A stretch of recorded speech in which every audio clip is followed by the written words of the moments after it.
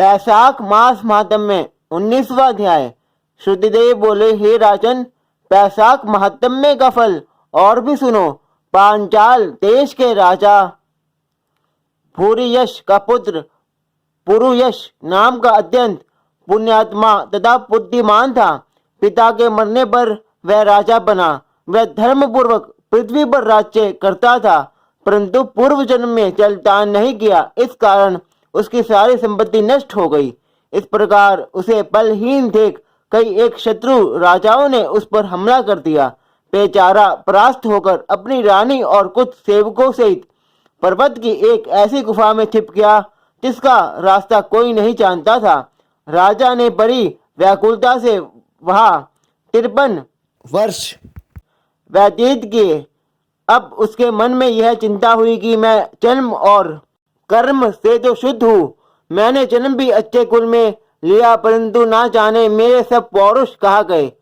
मैंने ऐसा कौन सा पाप किया है जिससे घोर दरिद्रता और पराजय हुई तथा पनवास के दुख सहने पड़ रहे हैं। इस प्रकार वह अपने गुरु को याद करने लगा तो दो मुनीश्वर याच और उपयाच नाम वाले वहां उपस्थित हुए। राजा ने उनको देखा, सहसा खड़े होकर भक्ति भाव से शीश नवाया।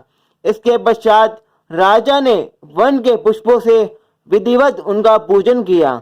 जब दोनों बैठ गए तो नम्रता से उनसे प्रश्न किया, हे महाराज, मैं जन्म से तो शुद्ध हूँ, पितरों और देवताओं का पूजन भी करता हूँ, पाप से डरता हूँ, प्राणियों पर दयावान और गुरु की भक्ति में प्रीति रखने वाला हूँ, फिर भी क्या कारण है जो मैं ऐसा दरिद्री हो गया हूँ। मैं निष्पाप होकर राज्य कर रहा था, फिर भी मेरे राज्य में अकाल क्यों पड़ गया, इसका कारण आप विस्तार पूर्वक मुझसे कहिए। राजा के ऐसे वचन सुन थोड़ी देर सोचकर दोनों मुनि याज और उपयाचक कहने लगे, हे राजन, तू अपने दुख का कारण सुन। पहले 10 जन्मों में तू अत्यंत घोर पापी व्याध रहा। 10वें जन्म में भी तू बड़ा कठोर हृदय व्याध का जन्म धारण कर प्राणियों का वध करने में यमराज के तुल्य था। जब 10वें जन्म में तू कौर देश में था और पूरे कर्मों में लगा हुआ यात्रियों को निर्भयता से कष्ट दिया करता था, उसी समय धूप से व्याकुल तो बड़े धनवान वैश्य और वेदांग को जानने वाले कर्षण नाम के मुनि वहां पर आए। सिर पर चटा, देह पर छाल के वस्त्र, हाथ में कमंडल ले आता थे, धनुष बाण ले उनका रास्ता रोक कर खड़ा हो गया। फिर उनमें से एक वैश्य को मारकर उसका धन छीन लिया।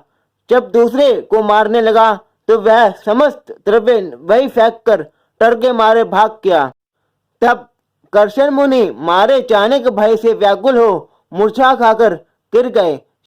तब दूने गिरे हुए ऋषि से वैश्य के धन के बारे में पूछने के लिए उनकी सेवा की।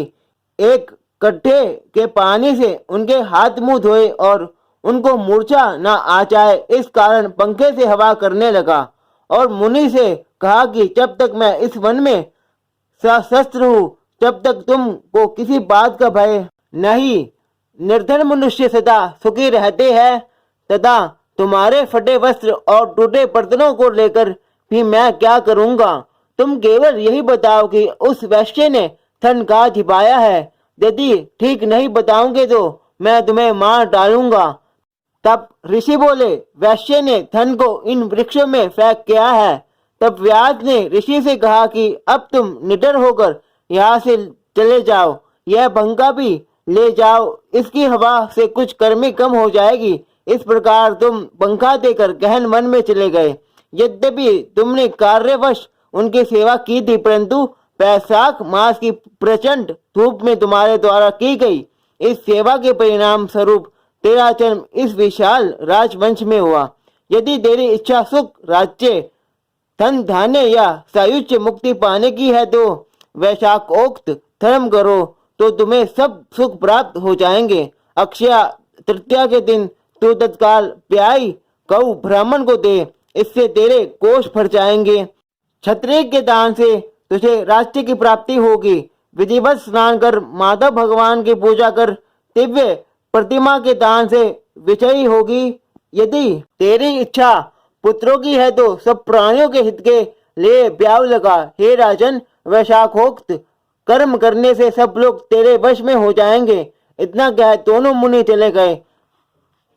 तब राजा मुनि के कहे अनुसार वैशाखोक्त धर्म और भगवान की पूजा करने लगा, जिसके प्रभाव से राजा ने अपनी बची हुई सेना लेकर पांचाल नगरी में प्रवेश किया।